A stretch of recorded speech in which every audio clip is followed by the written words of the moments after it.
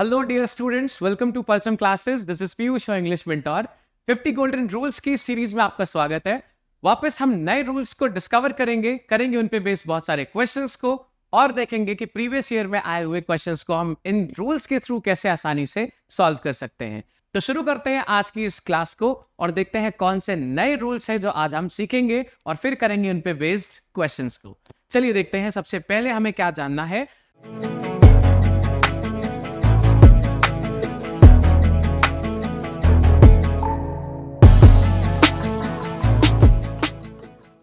सबसे पहले rule number 17 में आपको हमने ये थोड़ा सा प्रीवियस रिकैप रखा हुआ है। When two things are compared, we use comparative form of adjective with them. जैसा कि आपको पता है हम एडजेक्टिव्स पढ़ रहे थे। अगर आपने प्रीवियस क्लासेस नहीं देखी होंगी तो भी ऐसा कुछ प्रॉब्लम नहीं है, बट बहुत सारा चीज प्रीवियस क्लासेस में मैंने पढ़ाया है, तो उन क्लासेस को भी जरूर देखें। जस्ट अ स्मॉल रिकैप, हमने पढ़ा था कि जब दो चीजों को कंपेयर करते हैं तो हम कौन सी फॉर्म यूज करते हैं एडजेक्टिव की? कंपैरेटिव फॉर्म यूज कर सकते हैं। जैसे टॉल, टॉलर, टॉलेस्ट। इसमें से टॉल यूज होगा जब हम एक चीज की बात करेंगे, टॉलर यूज होगा जब दो चीजों की बात करेंगे, टॉलेस्ट यूज होगा जब हम दो से ज्यादा चीजों की बात करेंगे तब। जैसे यहां पे एक एग्जांपल लिखा है, Rahul is taller than Varun. अब यहां पे दो लोगों में कंपैरिजन हो रहा है, पहला है राहुल, दूसरा है वरुण। तो इसमें हम कौन सी फॉर्म यूज करेंगे? टॉलर। और ये हो गया कंपैरेटिव डिग्री का यूज। ये बेसिक यूज है जो आपको पता होगा। प्रीवियस क्लासेस अगर आपने देखी है, तो नहीं देखी है तो भी ये चीज एकदम क्लियर हो गई होगी। जब भी हम दो चीजों को कंपेयर करेंगे हम क्या यूज करेंगे? कंपैरेटिव फॉर्म यूज करेंगे। ठीक है, चलिए देखते हैं आगे। अब ये रूल नंबर 17 कह रहा है, लेकिन अभी तक तो हम क्या यूज करते थे? दो चीजों में कंपैरेटिव डिग्री यूज करते थे। लेकिन अगर मान लीजिए दो क्वालिटीज कंपेयर की जा रही हैं एक पर्सन की, अभी तक हम क्या कर रहे थे? दो पर्संस की एक क्वालिटी को कंपेयर कर रहे थे। फॉर एग्जाम्पल हमने यहां पे कंपेयर किया था राहुल और वरुण की टॉल यानी कि हाइट को कंपेयर किया था। ठीक है, यानी कि आदमी दो है, क्वालिटी एक थी। अब ये रूल क्या कह रहा है? जब दो क्वालिटीज हो जाएंगी और आदमी एक ही होगा, अब क्या करेंगे? अभी तक आदमी दो, क्वालिटी एक। रूल क्या कह रहा है? क्वालिटी दो, आदमी एक। अब आपको क्या करना पड़ेगा ये जरा ध्यान से देखिए। Of one person are to be compared, more plus positive form is always used. यानी कि अब आप कंपैरेटिव फॉर्म यूज नहीं कर सकते बेटा। ठीक है, ध्यान रखिएगा। जब भी दो क्वालिटीज यूज होंगी एक पर्सन की, तो मोर प्लस पॉजिटिव फॉर्म आप यूज करोगे, कंपैरेटिव फॉर्म यूज नहीं कर सकते। जैसे Rahul is more wise than tall. अब यहां पे आदमी कितना है? एक है। कौन? राहुल। इसकी क्वालिटीज कौन सी हैं? वाइज भी इसकी क्वालिटी है और टॉल भी इसकी क्वालिटी है। अब मैं वाइजर या टॉलर नहीं यूज कर सकता, मुझे इसकी जगह पे क्या यूज करना पड़ेगा? मोर वाइज देन टॉल। समझ में आ रहा है? ध्यान से। दूसरा एग्जांपल है, he is more brave than lucky. अब यहां पे मैं ब्रेवर भी यूज कर सकता था, लेकिन यहां पे आदमी एक है और क्वालिटी दो है। कौन सी? पहली है ब्रेव, दूसरी है लकी। अब दो क्वालिटीज और एक आदमी, तो मैं कंपैरेटिव फॉर्म नहीं यूज कर सकता, मुझे इस वर्ड के पहले क्या लगाना पड़ेगा? मोर लगाना पड़ेगा, तभी ये सेंटेंस सही होगा। तो इस रूल को खास ध्यान रखिए। फिर से एक शॉर्ट रिकैप देता हूं आपको। जब भी कभी दो क्वालिटीज की बात हो और आदमी सिर्फ एक हो, तो आप हमेशा मोर के साथ में पॉजिटिव डिग्री लगाएंगे, आप कंपैरेटिव डिग्री यूज नहीं करेंगे। जैसे यहां पे मोर वाइज लिखा हुआ है, वाइजर नहीं लिख सकते। यहां पे मोर ब्रेव लिखा है, ब्रेवर नहीं लिख सकते बेटा, नहीं तो ये सेंटेंस को गलत कर देगा। ठीक है, चलिए आगे बढ़ते हैं। When two things are compared, we use comparative form of adjectives with them. जैसे Rahul is taller than Varun, ये चीज तो आपको जनरली पता है। अब आगे देखते हैं क्या बताया जा रहा है। Some adjectives are followed by to and not by than. ये बात थोड़ी सी ज्यादा इंपॉर्टेंट है। जैसे जब भी हम कंपेयर करते हैं बेटा, जैसे मान लीजिए मैंने बोला he is taller, he is taller, तो इसके साथ में हम क्या लगाते थे? हमेशा than लगाते थे। मैंने बोला he is braver, अगर मैं ब्रेवर की बात कर रहा हूं तो अभी हम क्या लगाते थे बेटा? दैन लगाते थे। ठीक है, मतलब जब भी हम कंपेयर कर रहे हैं हम क्या चीज यूज कर रहे हैं? दैन यूज कर रहे हैं। ठीक है, अब ये रूल थोड़ी सी नई बात क्या बता रहा है, चलिए जरा ध्यान से देखते हैं। ये कह रहा है some adjectives are followed by to and not by than. कुछ एडजेक्टिव्स ऐसे होंगे जिनके साथ में आप दैन नहीं लगा सकते, आपको क्या लगाना पड़ेगा? हमेशा टू लगाना पड़ेगा। तो इन एडजेक्टिव्स को ध्यान से देखिए।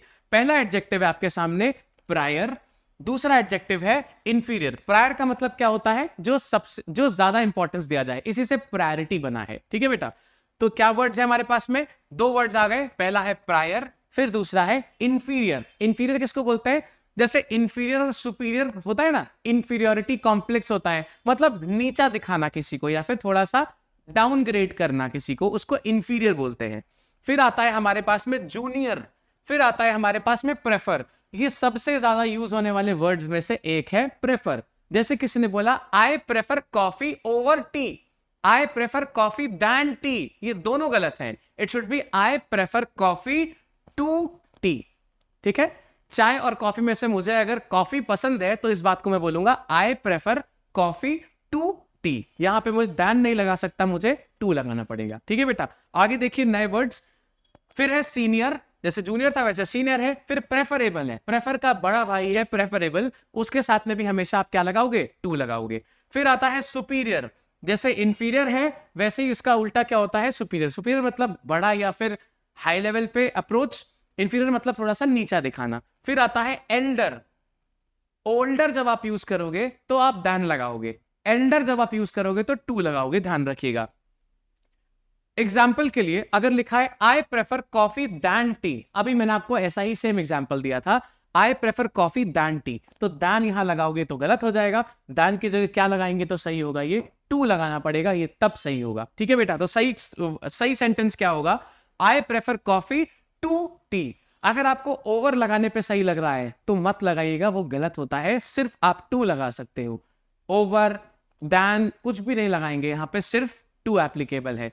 तो कुल मिला के ये जो रूल है ये क्या कहना चाह रहा है कि ये जो भी वर्ड्स लिखे हैं, कौन से words, prior, inferior, junior, prefer, senior, preferable, superior and Elder, ये 8 वर्ड्स जो हैं जब भी सेंटेंस में यूज होंगे, इनके बाद में आप दैन नहीं लगा सकते बिल्कुल भी, आपको क्या लगाना पड़ेगा बेटा, टू लगाना पड़ेगा इनके बाद में, सेंटेंस को सही तभी कर पाएंगे आप। अगला देखिए, अभी चेक करने की बारी आ गई, जो भी पढ़ा है क्या हुआ आपको 100% समझ में आया है। चलिए जरा कोशिश करते हैं। I tried my best to sum up my office work prior than the office trip. अब प्रायर उन्हीं वर्ड की लिस्ट में था जिसके बाद में हम क्या कर सकते थे, दैन नहीं लगा सकते थे, सिर्फ क्या लगा सकते थे, टू लगा सकते थे। दैन की जगह टू लगाएंगे, सेंटेंस को सही कर देंगे और मार्क्स हमारी जेब में। चलिए अगला क्वेश्चन नंबर 2 कह रहा है the dancer we invited for annual function was cleverer than intelligent. अब अगर आपको ध्यान हो, यहां पे एक आदमी है और क्वालिटीज कितनी बेटा, 2, तो यहां पे क्लेवरर यूज किया है और इंटेलिजेंट यूज किया है। ठीक है, 2 एडजेक्टिव्स यूज किया है, 2 क्वालिटीज यूज किया है और आदमी एक है। अगर आपको ध्यान हो तो हम इस केस में कंपैरेटिव फॉर्म नहीं लगा सकते, हमको क्या लगाना पड़ता है, मोर प्लस पॉजिटिव फॉर्म।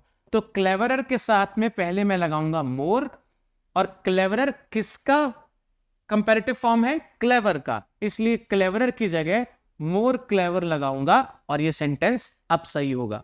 तो करेक्ट सेंटेंस होगा the dancer we invited for annual function was more clever than intelligent. क्या समझ आ रहा है ये, ध्यान से देखिए, यहां पे आदमी एक था और क्वालिटीज 2 थी। जब भी कभी ऐसा होगा बेटा, हम हमेशा मोर प्लस पॉजिटिव डिग्री यूज करेंगे, ना कि comparative form. Comparative, cleverer comparative है, इसलिए इसका यूज करना गलत है। ठीक है, चलिए अगला देखते हैं। In my life I never preferred money over health as the latter can not be regained. अब देखिए यहां पे प्रेफर यूज कर दिया, प्रेफर वर्ड का फॉर्म यूज किया प्रेफर्ड। हमने बताया था कि प्रेफर के साथ में आपको ओवर मिल सकता है, आपको दैन मिल सकता है, बट आपको फंसने का नहीं। ये लगाता है मगर फंसने का नहीं। तो प्रेफर्ड के बाद में ओवर हटाएंगे बेटा और क्या यूज करेंगे, टू यूज करेंगे और सेंटेंस अब सही होगा। ठीक है, तो correct sentence will be in my life I never preferred money to health as the latter can not be regained. ठीक है, चलिए आगे बढ़ते हैं, नंबर 4 पे आते हैं।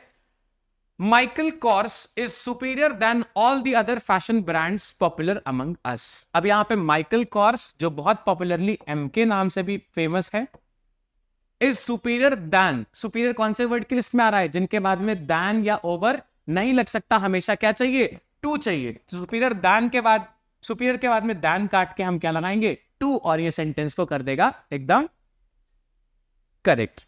ठीक है, चलिए अगला।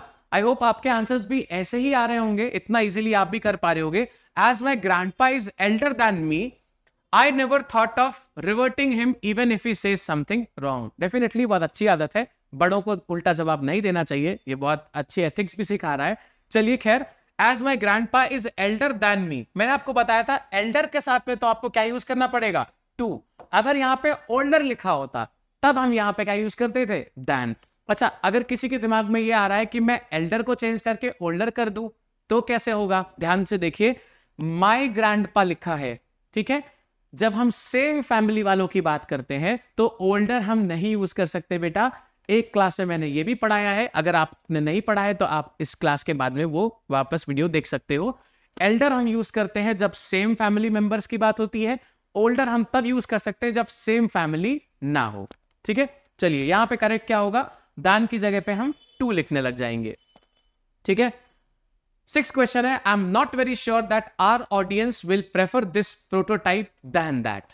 फिर से प्रेफर भाई साहब यहां पे आ गए, कई बार ये यूज हो रहे हैं। प्रेफर के साथ में हमको क्या यूज करना था, टू यूज करना था, और यहां पे क्या यूज हो गया, देन। हटाएंगे और टू यूज करेंगे और सेंटेंस हमारा हो जाएगा एकदम लल्लन टाप चलने के लिए, ठीक है। सो यहां पे we will be doing I am not very sure that our audience will prefer this prototype to that, correct, बिल्कुल ठीक है। चलिए एक छोटा सा क्वेश्चन है, which is the perfect circle. अब आपको एकदम क्लियर दिख रहा होगा, ये है ब्लू सर्कल और ये है पर्पल सर्कल। इसमें से परफेक्ट कौन सा है, देखने में तो ये वाला परफेक्ट है, इसके लिए हम परफेक्ट यूज कर सकते हैं और इसके लिए हम यूज कर सकते हैं नॉट परफेक्ट। क्या मैं ऐसा बोल सकता हूं circle blue is more perfect than circle purple? क्या मैं ऐसा बोल सकता हूं? नहीं बोल सकता। ऐसा क्यों है? क्योंकि कुछ ऐसे वर्ड्स होते हैं जिनके साथ में हम मोर या मोस्ट नहीं लगा सकते हैं। वो कौन से वर्ड्स हैं? सबसे पहला तो आपने यहां पे पढ़ लिया परफेक्ट, चलिए देखते हैं वो कौन से वर्ड्स हैं।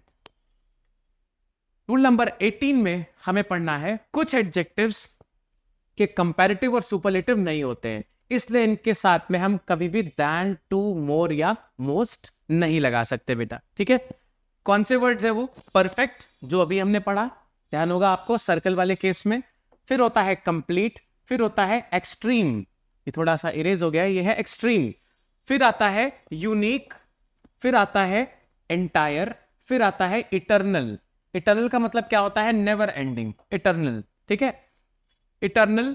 फिर है आइडियल, फिर है एक्सीलेंट, फिर है यूनिवर्सल। ये पता नहीं क्यों स्लाइड कट गई है हल्की सी, कोई बात नहीं, आप ध्यान से देखिए। पहला है परफेक्ट, फिर है कंप्लीट, फिर है एक्सट्रीम, फिर है यूनिक, फिर है एंटायर, फिर है इटर्नल, फिर है आइडियल, एक्सीलेंट, यूनिवर्सल। फिर है हमारे पास में चीफ, चीफ का मतलब होता है सबसे उच्च क्वालिटी का। फिर है एब्सोल्यूट, फिर है इम्पॉसिबल। इम्पॉसिबल आपको मालूम होगा, पढ़ा है आपने वर्ड। इतने सारे वर्ड्स जो होते हैं इनमें आप कभी भी ये नहीं कह सकते, जैसे अभी हमने सर्कल वाले एग्जांपल में पढ़ा था कि circle blue is more perfect than circle purple. ऐसा नहीं कर सकते क्योंकि बहुत सारे वर्ड्स के साथ में मोर और मोस्ट नहीं लग सकता है। वो वाले वर्ड्स में perfect, complete, extreme, unique, entire, eternal, ideal, excellent, universal, chief, absolute और इम्पॉसिबल, ये सबसे इंपॉर्टेंट वर्ड्स है। अगर आपको इतने ध्यान रहेंगे तो भी आपका पेपर इजीली निकल जाएगा। तो इससे और ज्यादा वर्ड्स को जानने की कोशिश नहीं भी करेंगे तो चलेगा। एग्जाम्पल के लिए, this circle is more perfect than that. अगर मैं एक क्वेश्चन लूं, this circle is more perfect than that, तो परफेक्ट किधर आ रहा है? इधर वाली लिस्ट में।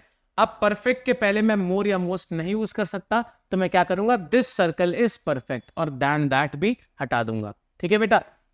तो this circle is perfect already अपने आप में कंप्लीट चीज है, किसी और से कंपेयर नहीं कर सकते। चलिए आगे देखते हैं। Ordinal is place before cardinal या numeral adjective whenever these two are used in a sequence.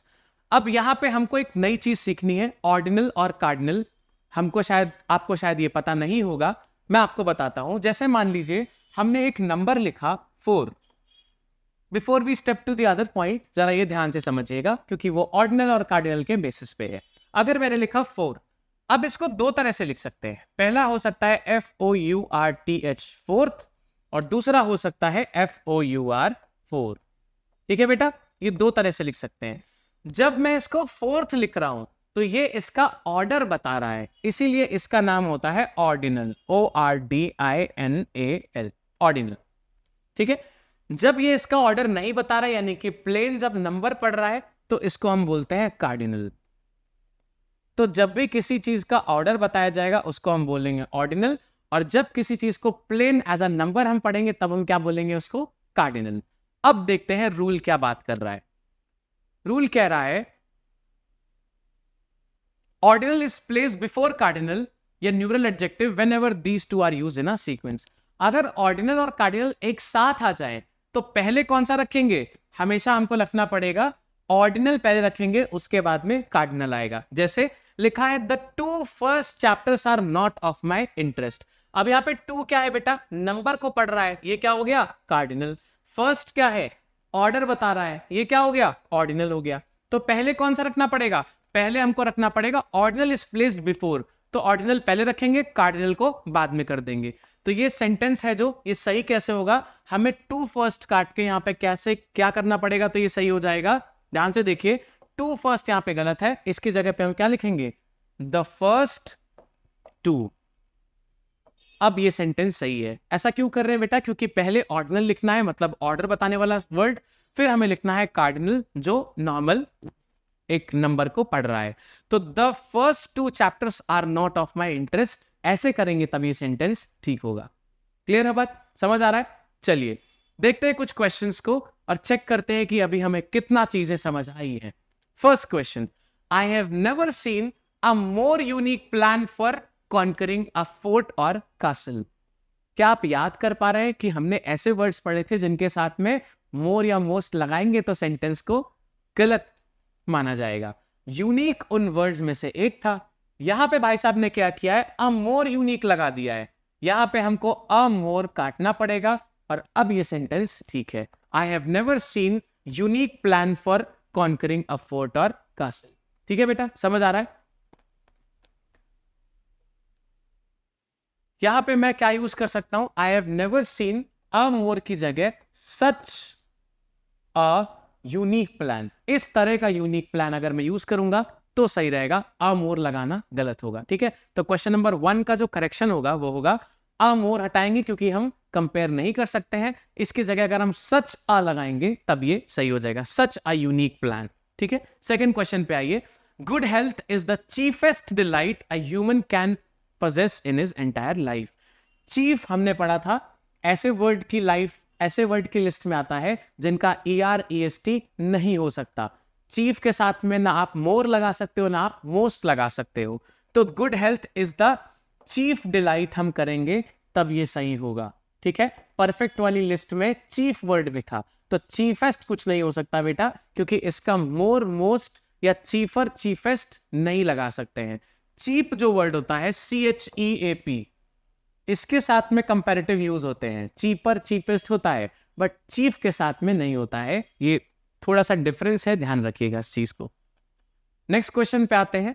The 3 first things we chose for the function are the only things missing. इसको कैसे ठीक करेंगे, देखिए यहाँ पे क्या लिखा है 3, ये क्या हो गया, ये हो गया कार्डिनल, अभी पढ़ाया था आपको। फर्स्ट क्या हो गया, ये हो गया ऑर्डिनल। हमने क्या पढ़ा था, सीक्वेंस जब भी आएगा तो सबसे पहले ऑर्डिनल आएगा फिर आएगा कार्डिनल। तो यहाँ पे 3 फर्स्ट जो लिखा है ना बेटा ये गलत है, इसके जगह पे हमें क्या लिखना पड़ेगा, सेंटेंस को सही करने के लिए पहले लिखना पड़ेगा फर्स्ट और फिर लिखना पड़ेगा 3।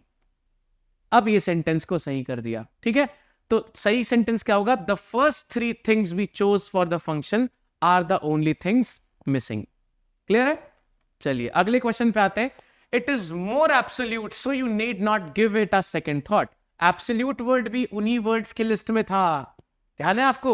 चलिए इनके पहले क्या लगाना है, more लगा हुआ है, हम लगा कुछ भी नहीं सकते हैं, तो it is absolute, so you need not give it a second thought। इसको सिंपल हम ऐसे ही रहने देंगे, तो more काटेंगे और ये सेंटेंस को ठीक कर दे रहा है। देखिए कैसे इजीली क्वेश्चंस को हम कर पा रहे हैं थ्रू गोल्डन रूल्स, तो इसको ध्यान रखिएगा ताकि आगे ऐसे क्वेश्चंस में आपको कोई प्रॉब्लम ना आए।